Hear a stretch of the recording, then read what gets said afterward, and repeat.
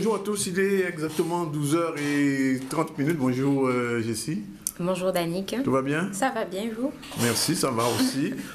Aujourd'hui, on va commencer l'actu avec les titres que vous allez nous développer tout à l'heure, mais je dois tout de suite dire à nos téléspectateurs qu'on va recevoir une personnalité importante dans le monde de l'archéologie amérindienne, Henri Petit-Jean-Roger, qu'on appelle quelquefois HPR. Il est déjà là. Et puis on va recevoir Cynthia Fibel, qui est la programmatrice du mémorial. Avec tous ces gens-là, on va discuter avec vous. On sera avec vous au moins jusqu'à 14h. Voilà. Tout de suite, j'ai ici les titres de l'actu d'aujourd'hui. Et dans l'actualité de ce mardi 12 janvier, un homme d'une quarantaine d'années environ a été secouru ce matin à Pointe-à-Pitre. Cela faisait 3 jours qu'il dormait dehors parmi les déchets. Reportage avec Harold Luce et Maxime Morel. Avant les Jeux olympiques de Rio 2016, l'équipe de France masculine de pentathlon moderne s'est posée au Crêpes des Antilles et de la Guyane pour une préparation d'1 semaine. Reportage avec Maxime Morel. Et enfin, un simple différend familial a dégénéré et a conduit à l'expulsion de plusieurs familles à Bosredon. Une expulsion orchestrée hier matin par les forces de l'ordre. Reportage avec Jeff Taylor. Et voilà pour les grands titres d'aujourd'hui. On vous retrouve tout à l'heure, Jessie, pour développer ces titres. Mais tout de suite, on va entrer dans le vif du sujet. Je vous disais tout à l'heure, 2 gros ouvrages. Voilà. Les Taïnos, les Calinos et les Calinas des Antilles. Henri Petit-Jean-Roger, 2 tomes, alors il faut vraiment s'y mettre. Et le deuxième, Archéologie des Petites Antilles, chronologie, art céramique, art rupestre, c'est de Petit-Jean-Roger qui a été conservateur départemental des musées de la Guadeloupe, spécialiste des arts amérindiens, notamment des pierres gravées, des Indiens de la Caraïbe, bref, tout ce qui touche à l'art amérindien et à la culture, et à l'histoire, et à la linguistique aussi, puisque dans ces ouvrages, on parle beaucoup de linguistique, c'est du Petit-Jean-Roger. Bonjour, Petit-Jean-Roger, Henri Petit-Jean-Roger. Bonjour, Danick. Alors, ce travail, ces 2 tomes-là, c'est combien d'années de travail? D'abord, permettez-moi de vous remercier. Vous me faites un grand honneur en m'ayant invité, et je suis ravi de pouvoir parler avec vous. Vous me posez la question, combien d'années? C'est, 45 ans. Une vie. Une vie. Oui. Quand j'étais enfant, j'étais au séminaire collège, non pas que je me destinais à être curé, mais c'était le collège bien. Alors j'y étais, et là j'ai eu à l'époque le père Pachon, nous sommes dans les années 50 et quelques, qui était un grand correspondant du muséum, et c'est celui qui a fondé véritablement l'archéologie des Petites Antilles. Et bien depuis ces années 50 et quelques, je m'y suis intéressé. J'étais au premier congrès d'archéologie de la Caraïbe en 1960, à Fort-de-France, et depuis j'ai suivi tous les congrès et publié une centaine d'articles, même un peu plus, des contes pour enfants inspirés de la préhistoire. J'en sais quelque chose d'ailleurs, parce qu'on a eu l'occasion de publier vos textes. Alors, je voulais vous poser une question d'ordre tout à fait général avant d'entrer dans le vif du sujet de ces ouvrages. Comment se situe la Guadeloupe dans l'archéologie caraïbe et amérindienne? On va dire amérindienne plutôt que caraïbe, amérindienne. Je veux dire, il y a eu plusieurs congrès qui se font régulièrement dans cette zone. Nos travaux, nos recherches, notre situation, comment ça se présente?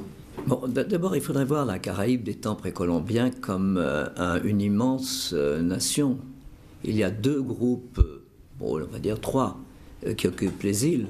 Et il se trouve que, sans doute pour des raisons géographiques liées à l'écologie, aux ressources de l'île, que la Guadeloupe est l'une des îles les plus riches en matière de vestiges amérindiens, est aussi l'une des plus intéressantes. Toutes les îles se complètent, elles ont vu évoluer les mêmes cultures, qui sont toutes originaires du continent sud-américain, mais juste pour situer la question des Amérindiens ici, sachez que la Guadeloupe est peuplée par des hommes qui sont venus et des femmes qui sont venus du continent sud-américain depuis moins 3000. D'accord. Moins 3000 avant notre ère. Oui. Après, ça commence en moins 500. Avec des groupes qui sont probablement déplacés pour des raisons religieuses, des courants messianiques, et certaines de leurs productions montrent qu'ils venaient très probablement de la côte colombienne Caraïbe. Donc imaginez, il y a 1500 Est-ce que c'était leur première escale ou parce qu'on dit qu'ils venaient de beaucoup plus loin, même de l'Asie, certains? L'Asie, en fait, oui, c'est une théorie qui circule. Non, elle est tout à fait exacte, mais ça remonte à moins 40 000 ans. Alors pour nous, c'est un peu plus près. Oui, d'accord. Ça, c'est les premiers habitants qui savent faire des céramiques, qui sont arrivés en Guadeloupe, qui étaient à Morel, au Moule, qui étaient à la gare maritime à Basse-Terre, qui étaient à Marie-Galante et qui ont poursuivi leur route vers les Grandes Antilles, sont ici vers moins 500, vers 500 avant notre ère, et nous les appelons les gens de la Weka. Oui. Les Wekoïdes. Pourquoi? Parce qu'en archéologie américaine, on n'a pas le nom marqué sur les poteries. Cet endroit s'appelle donc le premier gisement que l'on étudie, qui donne le nom à une série céramique. Et puis ensuite, il y a tous ceux qui, depuis la même époque, d'ailleurs vers autour de 400 avant notre ère, sont venus, eux, du Venezuela.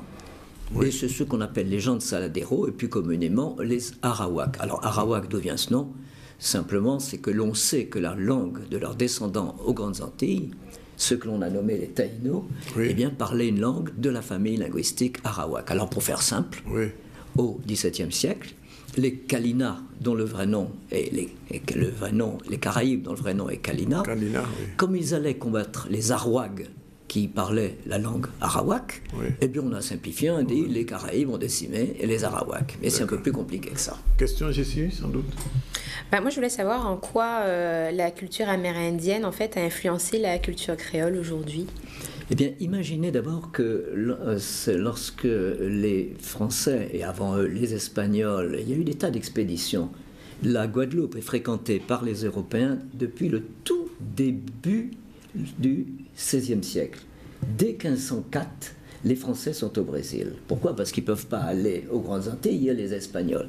Ils ne peuvent pas aller dans le nord du Brésil. Les traités Tordesillas ont accordé les îles du Nord aux Espagnols. Et avec la découverte du Brésil, les Portugais ont immédiatement commencé la colonisation du nord du Brésil. Les Français, eux, ce sont des marchands. Ils arrivent, ils prennent 3 manicous, 2 petites peaux de tigre, des perroquets, des timacaques et le bois rouge au Brésil. Mais avant, ils s'arrêtent ici. Ils s'arrêtent à la Martinique. Et ils ont appris des Kalina, parce que le nom Caraïbe est un nom qui vient du tupi, de la langue tupi du Brésil. Oui. Kui, Carbet, Ravet, Agouti, Wassou, tout Hamac. Ça. Non, c'est Taïno. C'est Taïno, Hamac. Ouais. Maïs, c'est Taïno. Oui. Savane, c'est Taïno. Oui. Mangrove, c'est tupi. D'accord. Donc vous voyez que tous ces mots ont circulé et ils sont restés. Mais c'est surtout ces Amérindiens qui ont appris aux Européens qui arrivaient ici, et tout de suite après, avec le début de la traite et de la colonisation, ont appris qu'est-ce qu'on mange, comment on prépare le manioc, oui. Comment on se soigne. Et jusqu'aujourd'hui, la tradition des jardins créoles, oui.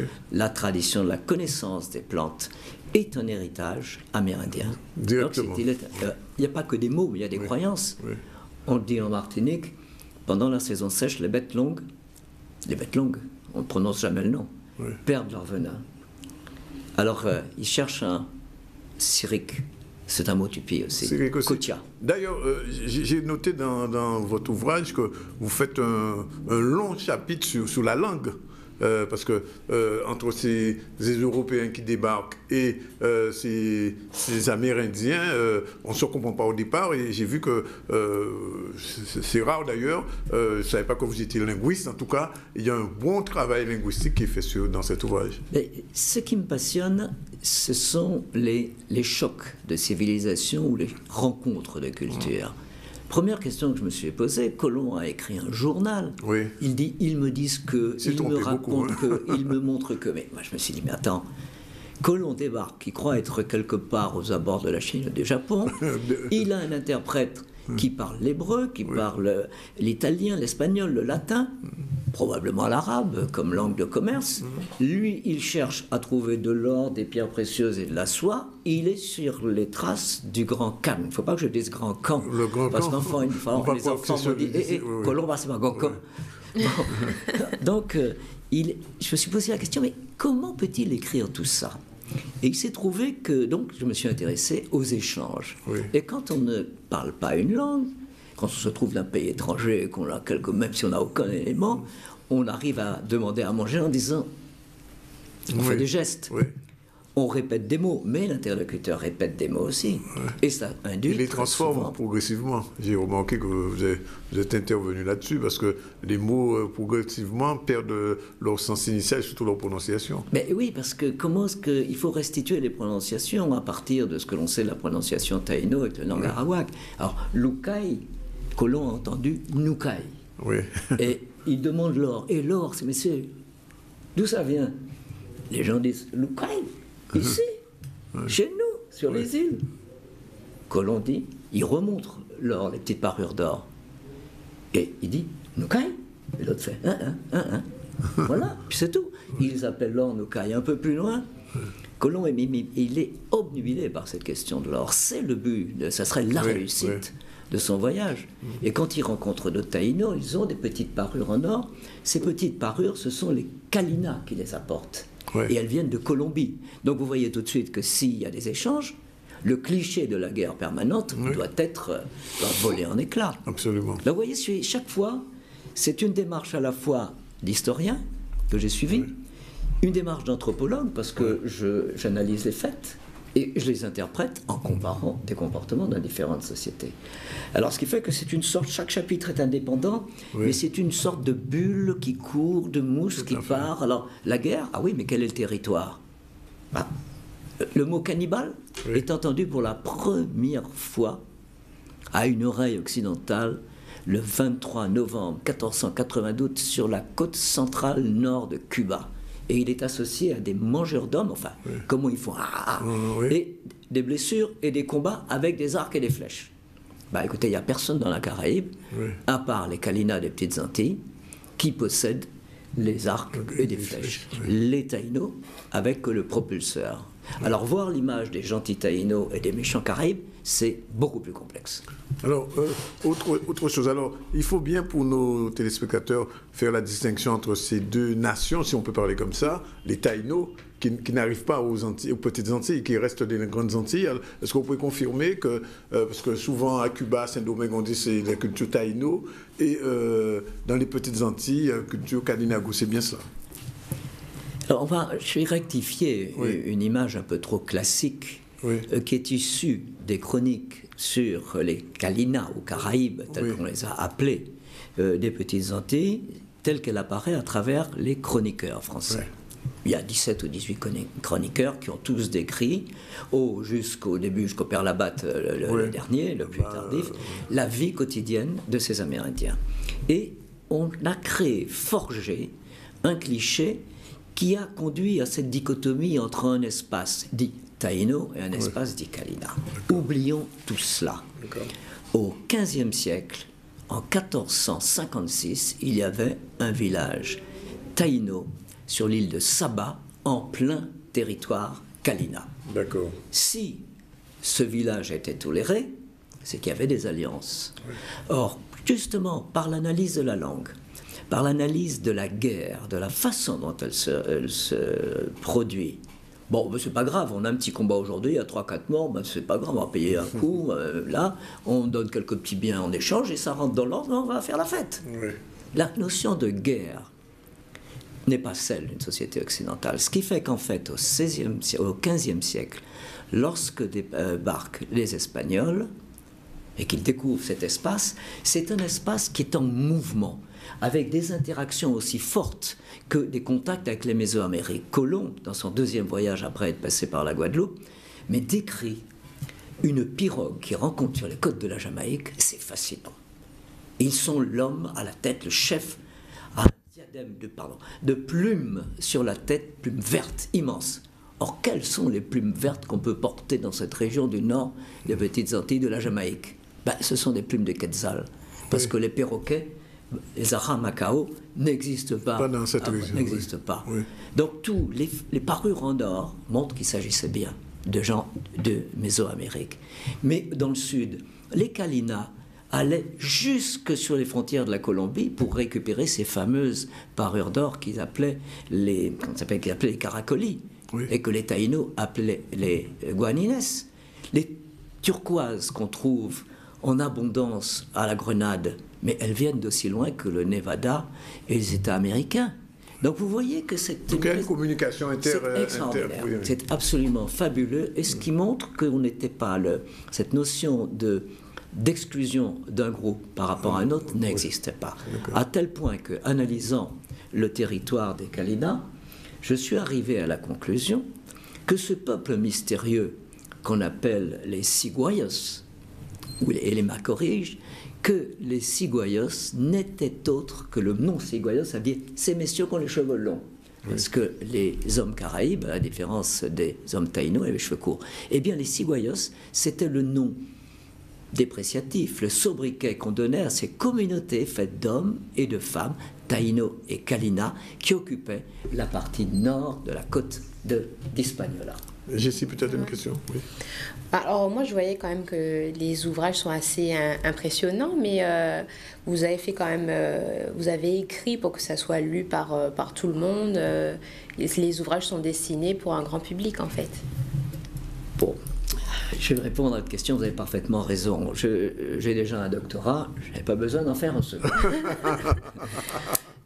En revanche, l'origine, pour répondre à cette question de tout à l'heure à laquelle je n'ai pas répondu, c'est que l'origine de ce projet, quand j'ai pris ma retraite en 2007, je me suis dit, tiens, j'allais me mettre au jour que 3-4 petits articles, bon, et puis bon, ça serait très bien, quoi, ce serait mais très rapidement, je me suis embarqué dans une aventure qui m'a conduit à écrire des quantités de choses, à relire les chroniques italiennes peu connues autour de 1493, des chroniques espagnoles, des chroniques portugaises, des chroniques françaises, des chroniques anglaises, et ça m'a pris 7 ans d'écriture. Mais je me suis dit, je raconte une histoire, parce que chaque fois, je fais un peu de problématique. C'est-à-dire, je me suis dit, mais au fait, comment sont-ils compris? Ah bon, alors parlons leur langue. Quelle est la perception de l'autre, etc., etc. Donc, de fil en aiguille, ça a donné des chapitres qui sont indépendants les uns des autres, mais qui sont très faciles parce que je raconte des histoires. Oui. Mais c'est un livre d'histoire, très en fait, scientifique. Hein, Par ailleurs, l'une de mes formations étant les arts déco, oui. Personne n'aurait pu faire la mise en page que j'ai faite parce qu'au fur et à mesure du développement du texte, il me venait l'idée d'un dessin, je le dessinais, la pièce qui est là.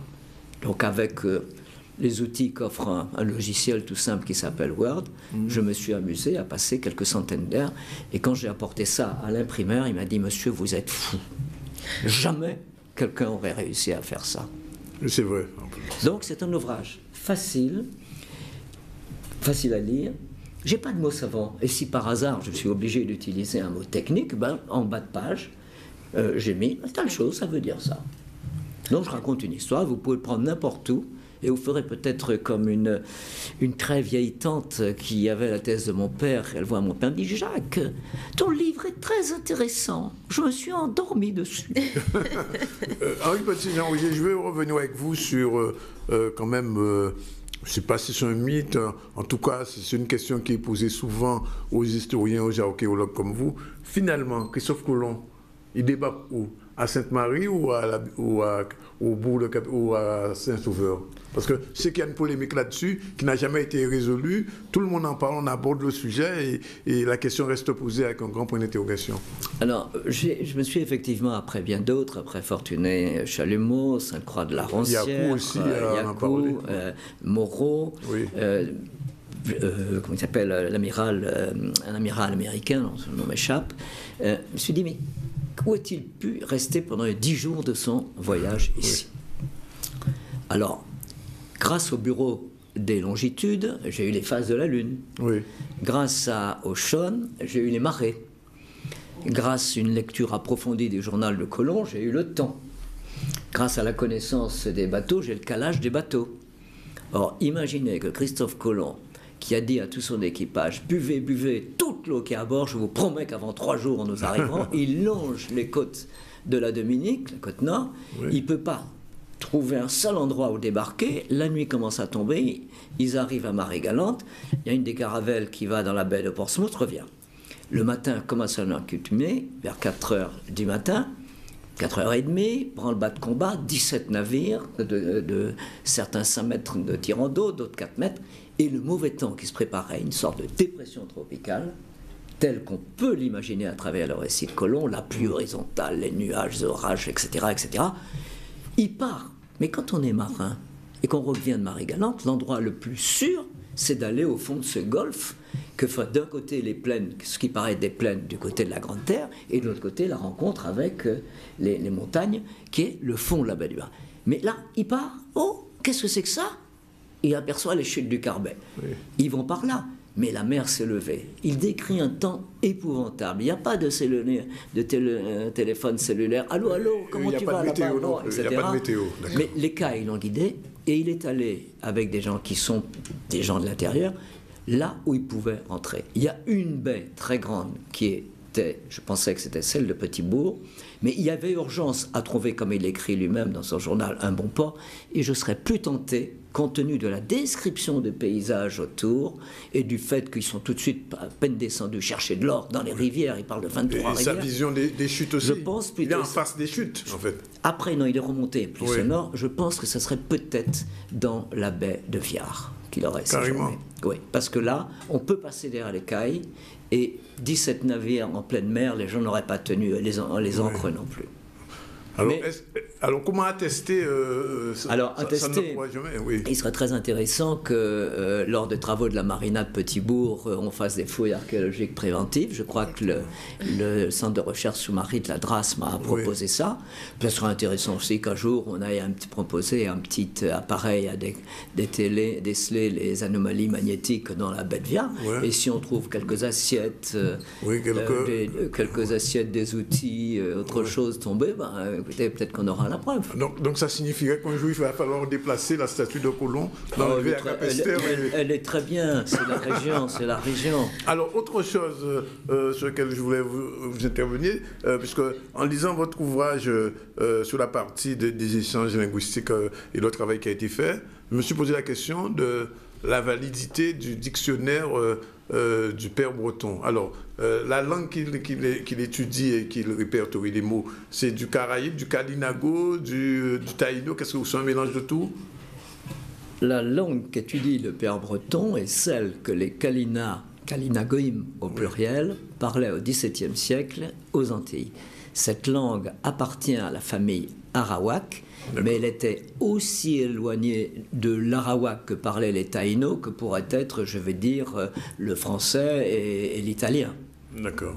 Donc ce sont deux langues de la même famille, mais qui sont différentes. D'accord. Donc c'est pas une seule langue. C'est pas une seule langue. Alors quand il dit dictionnaire aux Caraïbes, il devrait mettre... Non, c'est la langue des Caraïbes qui nous répète. C'est elle qu'il parlait, telle qu'il a transcrit. Oui. Mais c'est une langue de la famille arawak. J'ai une avant-dernière question, parce qu'il y a encore une dernière. Puis une dernière surprise. Oui. Alors après ces temps de travail, quels seront les prochains projets? Eh bien, en ce moment, je travaille sur un article. Il y a un botaniste qui était au XVIIe siècle à la Martinique et qui a recueilli des tas de noms en Caraïbes de plantes. Oui. Donc je travaille sur ces noms de plantes pour ensuite retrouver, il a donné des noms scientifiques bien sûr, pour retrouver leur usage dans la pharmacopée traditionnelle et me poser la question, mais pourquoi ont-ils nommé ces plantes et à quoi servaient-elles? On ne nomme pas quelque chose qu'on n'utilise pas. Oui. Alors, je vais vous poser une question un petit peu polémique, mais enfin c'est le but du jeu. Vous êtes déjà allé au Memorial Act? Oui. Oui. Est-ce que vous pensez qu'il devrait avoir une place plus importante, même si ça ne fait pas partie de l'esclavage, mais ça fait partie de la colonisation, à cette période des Petites Antilles ou de la Guadeloupe particulièrement? Ou alors, je pose la question à l'envers, est-ce que vous avez été sollicité? J'ai fait partie du comité scientifique et puis pour des raisons professionnelles, je m'en suis retiré. Oui. De toute façon, moi je trouve que la réalisation est de très grande qualité. Il y a peut-être un discours qui n'est pas assez structuré et il manquerait peut-être une conclusion. Oui. La conclusion, ça pourrait être: nous sommes issus d'une diversité culturelle très grande. Nous sommes originaires d'Afrique, d'Europe, qu'il y a tous les jours de nouveaux groupes de population qui sont issus et il faudrait célébrer cette diversité. En ce qui concerne les Amérindiens, la première salle ouvre avec quelques objets taïnos, enfin prétendus taïnos, car que j'aimais quelques réserves. Vous êtes prétendu, hein? Oui, j'aimais des réserves quant à leur authenticité. Mais surtout, ce que l'on ne sait absolument pas, c'est que les Caraïbes ne sont pas aussi innocents que ça dans la traite et l'esclavage. Oui. Parce que quand ils pouvaient récupérer des navires négriers échoués comme à Saint-Vincent, ils s'empressaient immédiatement, après avoir gardé quelques femmes pour eux, de revendre au plus haut franc. Les Caraïbes. Les Caraïbes, bien sûr. Déjà? C'était dans le commerce. Mais qu'est-ce que vous croyez? Mais ça, c'est nouveau. Il faut lire les relations de jésuite Tapia sur les Caraïbes et leur expédition de guerre au Venezuela. Oui. Ils revendaient aux Espagnols Vous voyez, déjà, là, on imagine qu'ils ont été totalement détruits, éliminés. Tout ça aussi, c'est un cliché. Oui. Le sang caraïbe. Le mythe du Caraïbe nettoyé, ethnocidé. Non, ça c'est un mythe. Il s'est fondu dans une population nettement supérieure en nombre. Oui. Beaucoup de personnes en Guadeloupe, dans la région de Cap-Esther et dans Grande-Terre au 19e siècle. Lance Bertrand, je crois. Lance Bertrand, oui. Ouais. On des origines sont descendants de Caraïbes, il n'y a aucun doute. En Martinique, il y a beaucoup de familles qui sont blanches et métisses qui sont descendants de Caraïbes. Oui. On trouve tout ça dans les registres de catholicité qui ont précédé l'état civil. Petit Jean-Roger, bien sûr, il faudrait au moins 10 heures pour épuiser le sujet. Je crois que vous avez une conférence, vous pouvez séjourner, enfin prochainement vous avez une actualité. Oui, alors il se trouve qu'il y a en 2001, j'avais réalisé à la demande de la mairie du Moule un mémorial amérindien. Oui. C'est le thème du labyrinthe qui représente la mère grenouille de l'humanité. Ça fait 54 mètres de diamètre, ça pèse 2000 tonnes. C'est sur la plage de Morel, mais malheureusement, ça n'a jamais été inauguré. Et la mairie du Moule a eu la gentillesse de me demander de venir faire une conférence à la médiathèque mardi 19 janvier. Mardi prochain. À 18h30. Et s'est souvenu, et ça je suis ravi, qu'il existait ce mémorial amérindien. Nous allons voir s'il n'a pas besoin de quelques restaurations parce qu'il y a toute une symbolique avec des poteaux blancs, noirs et rouges, les trois composantes, l'Afrique, l'Europe et l'Amérique. Et là, il sera inauguré. Bien, alors on vous remercie en disant qu'il va falloir un jour qu'on fasse un point sur, parce que ce que vous avez produit, c'est important, mais il y a encore des travaux et des recherches à faire. Je ne vous poserai pas la question aujourd'hui parce que ce serait beaucoup trop long à développer, mais j'imagine que, entre guillemets, les trésors enfouis, quand on dit trésors, des recherches sur les Amérindiens, il y a encore des choses à découvrir dans notre pays. Énormément de choses parce que on ne connaît pas tout, on ne sait pas interpréter tout. Les archéologues se trompent. C'est par les recherches qui permettent d'affiner notre connaissance. C'est pour ça que tous les 2 ans, les congrès de l'Association internationale d'archéologie de la Caraïbe permettent de confronter les points de vue. Là, je pars à la Grenade pour aller travailler sur un site Kalina du début du XVIe siècle, puisque je le sais, parce qu'on a trouvé des pièces de monnaie datées 1501, des pièces de monnaie espagnoles, des reales. Maintenant, pour revenir à ce rappel sur mes ouvrages, mais on les trouve dans les librairies. J'imagine. Alors, je ne peux que conseiller à tout Guadeloupéen d'avoir ces 2 ouvrages, 2 tomes. C'est indispensable dans votre bibliothèque, pour vos enfants, pour vous et pour les générations futures. Je ne suis pas sûr qu'il y aura dans l'avenir, enfin je le souhaite, mais je ne suis pas sûr qu'il y aura autant. En tout cas, c'est 2 importants bouquins. Il ne va pas peser tellement long, mais enfin, du point de vue du contenu, c'est important. Les Taïnos, les Kalinos et les Kalinas des Antilles, et surtout l'archéologie des petites Antilles, chronologie, art céramique, art rupestre, avec les dessins faits par l'auteur. C'est vraiment ça, votre déplacement. Et c'est très facile à lire. Très facile à lire. Ce sont des histoires. Enfin, pour les avoir lus, ce sont vraiment des histoires et c'est intéressant. Merci en tout cas, Henri Petit Jean-Roger, d'être venu.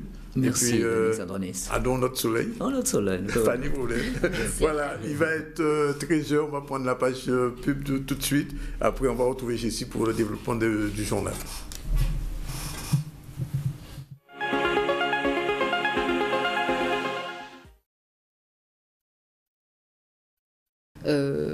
Et donc eux, après avoir étudié cette œuvre, pris connaissance en tout cas de toute l'âme du livre, vont commencer à faire tout un travail avec l'accompagnement des artistes plasticiens. Et cette exposition aura lieu au Memorial Act, donc dans la salle d'exposition temporaire, au mois de février. Et là, bien entendu, nous vous inviterons au vernissage. Venir voir. Et c'est une exposition en plus qui sera gratuite au public. Donc, ce sera une façon d'entrer dans l'œuvre à travers le regard des enfants. D'accord. Vous avez autre chose en stock?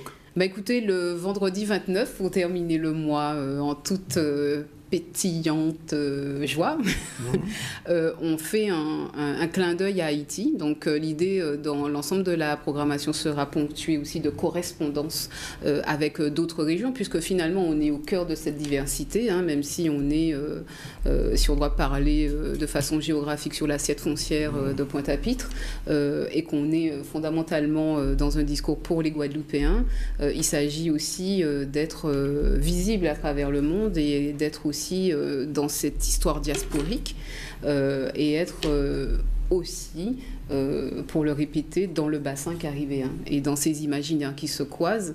Donc là, 1er janvier 1804, c'est Haïti qui est libre. Oui, et donc, pour faire écho à Haïti, on a une chanteuse haïtienne qui sera avec nous ce vendredi, le vendredi 29 janvier à 20h en concert. Elle s'appelle Imelda et elle nous emmène un petit peu dans l'ensemble de sa discographie, notamment de son album Sembler. Sembler, c'est aussi lyonnais et c'est être ensemble et c'est fondamentalement l'ancrage du mémorial. Être ensemble et travailler ensemble, écrire, être dans cette histoire en marche. Cool. Super. Donc le 29 janvier, c'est un événement pareil gratuit Alors c'est un événement soumis à billetterie. D'accord. Donc vous avez toutes les informations sur le Facebook, entre autres, donc Mémorial Act Guadeloupe. Le site est en écriture et en même temps complètement dans l'actualité de ce que nous proposons. Donc pour toutes les personnes qui sont un petit peu dans le réseautage et qui ont accès à Internet, peuvent aller sur le www.memorial-acte.fr. Et bien entendu, comme on est au cœur de la relation, si vous voulez avoir une voix toute chaude qui vous parle, qui vous n'êtes pas forcément axé sur les réseaux sociaux, vous voulez des vraies relations, vous venez déjà sur notre site, vous serez accueillis, vous pourrez acheter vos places. La relation vivante, humaine. Et autrement, vous pouvez aussi nous appeler au 25 16 00. Donc vraiment, toutes les cartes sont là pour avoir l'information. On ne peut pas la rater. Oui. Et surtout qu'en ce moment aussi, si je puis me permettre, et je les salue, la municipalité de Pointe-à-Pitre, nous avons un partenariat avec eux. Et quand vous conduisez, vous restez bien entendu attentif, mais il y a des spots les panneaux qui partout dans la ville. Voilà. Qui annoncent les événements du Mémorial Act. Elle est impayable, cette Cynthia, toujours plus belle. Bon, alors, rapidement, on résume. Demain, donc... Demain, mercredi. 19h30. Oui. Donc, Les Bords Sombres, oui. Théâtre et danse. Oui. Le 27, Masson-Nou, Jacqueline Birman. Le 28, Charles Choulem, avec Mi-Mas Guadeloupe, Mas Dewa. Et le 29, Imelda, avec Haïti. Voilà, elle a tout dit. Voilà. Merci, il est 13h22. Merci Cynthia. En tout cas, à bientôt. Dans un mois à peu près, on vous reverra. Oui, à très bientôt. Avec plaisir. Et merci pour et restez toujours la plus belle. Votre accueil chaleureux à chaque fois. En tout cas, on vous remercie d'être venu. On continue le journal avec Jessie. On va parler d'expulsion, c'est ça? Alors, non, c'est bon, on va revenir du coup sur l'équipe de France. Oui. Voilà, donc une conférence de presse a eu lieu ce matin au Creps à l'occasion donc de l'arrivée de l'équipe de France de pentathlon moderne en Guadeloupe. L'équipe participera cette année aux Jeux Olympiques de Rio 2016. Avant les grands Jeux, elle s'entraînera toute une semaine au Creps des Antilles et de la Guyane. Maxime Morel était présent sur place. On était venu au mois de janvier, on axe ces 10 jours sur la course et la natation principalement. C'est-à-dire qu'on court et on nage beaucoup et on met en place un travail foncier sur lequel on va pouvoir s'appuyer pour toute la saison prochaine. Alors nous, du coup, équipe de France de pentathlon moderne, on est venu avec le collectif olympique, donc c'est les 4 qui sont dans la course aux Jeux, pour se préparer, pour faire un gros stage basé sur la natation et la course à pied. Et ça permet de voir le soleil, voilà, de couper l'hiver, puisqu'on s'entraîne toute l'année à Paris. Là, nos copains, ils s'entraînent alors qu'il fait 3-4 degrés, qu'il pleut. Bon, nous, c'est un cadre sympa, ça nous coupe du quotidien, on a... pas les tracas de la vie entre guillemets à s'occuper de l'appartement ou quoi. Ici on est là en stage, on s'entraîne, on mange, on dort et on profite de la plage sur les journées de repos. Alors ce stage est super, hein. On court 2 fois par jour, on nage 2 fois par jour aussi. On renforce notre aérobie, quoi, donc on a génial, on a du beau temps. Les encadrants sont super, notamment Bruno Coutan qui nous coordonne tout un peu au niveau des installations, ce qui est bien et pas bien à faire ici.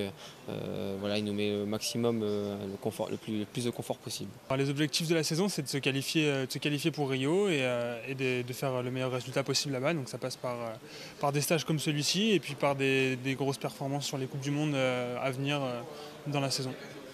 Nous, on a un collectif très performant et je pense qu'on peut avoir 3 ou 4 garçons qui se qualifient, donc c'est-à-dire 1 ou 2 de plus. Ensuite, il faudra faire un choix difficile parce que chaque pays a le droit à 2 garçons maximum et 2 filles. Ce qui fait que si on a 3 ou 4 athlètes qualifiés, la fédération française devra décider quels athlètes elle garde et quels athlètes elle ne garde pas. La vidéo a été diffusée sur tous les réseaux sociaux. Une mère en colère menace les internautes pour protéger sa fille victime de harcèlement. Ce n'est malheureusement pas la première fois que nous sommes confrontés à des vidéos pornographiques tournées par des mineurs. Sexe et Internet, nos jeunes sont-ils en danger? Nous avons souhaité mieux comprendre l'univers du web et de la sexualité chez les ados. Interview de la sexothérapeute Véronique Lucas-Raymond avec Harold Luce et Nicolas Hachi. Sextapes, entre autres, qui sont aujourd'hui dans l'ordre du temps et qui amènent la surenchère auprès des ados, entre filles, entre garçons, dans les tournantes, sachant que les tournantes, c'est une fille qui est violée par plusieurs garçons, de façon consentie ou non consentie, qui elle-même est livrée à un chantage. De fait, elle se tait parce qu'elle risque d'être, je ne sais pas, dénoncée à tort ou à travers. Il y a un chantage fort, une pression forte qui fait qu'elle accepte ça. Et il y a des leaders, aussi bien féminins que masculins. Il peut y avoir des leaders recruteurs féminins pour aller amener la victime aux garçons. Je veux dire, il n'y a pas que les garçons qui sont toujours les vilains garçons, les bad boys. Les filles aussi, entre elles, sont extrêmement perverses quand elles s'y mettent. Notamment dans les événements récents à Sainte-Rose, donc c'était entre filles, et on voit très bien que la gamine, elle est sous pression et qu'elle est complètement enfermée, emprisonnée par rapport à une domination dont le chef d'accusation, si je puis dire, le préjudice n'est pas nommé. On ne sait pas pourquoi elle subit ça. Et cette sextape, même si elle est choquante, fait qu'aujourd'hui, on sait plus ou moins ce qui se passe. Mais ça fait bien des années, sans les sextapes, que dans les lycées, que ce soit Bainbridge, privé ou pas privé, il y a toujours eu, et il y aura toujours, des événements sexuels. Et ce n'est pas le porno qui révèle la personnalité. Le porno, c'est un moyen d'exciter les gens qui sont défaillants dans leur sexualité. C'est un excitant, le porno, mais ce n'est surtout pas une méthodologie. Surtout pas. Les acteurs sont doublés, choisis, et ce n'est certainement pas ça, la sexualité. Et le bien-être qu'elle entraîne, au-delà de la reproduction. Ils voient ça comme un challenge. Mais la notion de sentiment, d'amour et de plaisir, elle est bafouée, gommée. Et donc, ce sont des rapports subis, pas forcément consentis, voire des viols pour certains. Et surtout, ils sont en train de se couper d'une part de leur vie sexuelle qui, plus tard, peut vraiment les incapaciter. Il est 13h28, on continue avec l'actualité de ce jour. On le rappelle, le 8 janvier 2015, la policière Clarissa Jean-Philippe tombait sous les balles d'Amédi Koulibaly à Montrouge. Dimanche matin, une messe a été célébrée en sa mémoire à la basilique de Saint-Denis. Cette messe a mis fin aux cérémonies d'hommage consacrées à la jeune Martiniquaise. Notre correspondant Maurice Cessé était sur place. Réussi à faire venir la communauté ultramarine pour cet hommage qu'on souhaitait en direction de cette jeune femme qui a été assassinée. Voilà, on a eu la République qui était, l'État qui était représenté, les élus présents, de nombreux compatriotes présents dans l'hémicycle. Très très bien, je suis très content de cet hommage, absolument. Et puis moi je souhaitais, non pas paraphraser Malraux quand il a fait son discours au Panthéon pour Jean Moulin, mais c'est vrai, je souhaitais dire à l'ensemble de la communauté, rentre dans nos cœurs, Patricia, parce que tu es le visage de la France aujourd'hui. Voilà. Une très belle messe, je suis fier de nos compatriotes, en quelque sorte, qui ont reproduit présents en masse. Et ensuite, pour la délégation du Réforme 93, qui ont fait un bon boulot, un bon travail. Et ensuite, c'est là qu'on voit la force de notre communauté, c'est-à-dire tout de suite de déclencher un élan de solidarité dans le bon sens, d'alerter tout le monde. Alors, on a vu ça. Depuis hier, on est dans cette démarche-là. Donc, voilà, pour soutenir la famille, ensuite la famille Clarissa. Et ensuite, surtout, comme j'ai dit, moi j'étais l'un des premiers à déclencher un petit peu les hostilités avec mon ami Harry-Jeanne, de connaître lorsque la famille Jean-Philippe est rentrée, pour savoir où ils étaient logés, pour aller les voir, rendre visite. Et ce qu'on a fait le soir même, on a été avec l'aide de Viviane Romana, psychologue. Et donc, voilà. Et ensuite, on les a réconfortés. C'était très, très, très important déjà pour eux, pour leur soulagement. Écoutez, c'était une messe très émouvante à la mesure de l'émotion qui s'est emparée du pays après l'assassinat de Clarissa. Je crois que toute la communauté ultramarine était présente. C'est une initiative tout à fait bonne du GREFOM qui montre là que toute la représentativité qu'il a su obtenir en une année.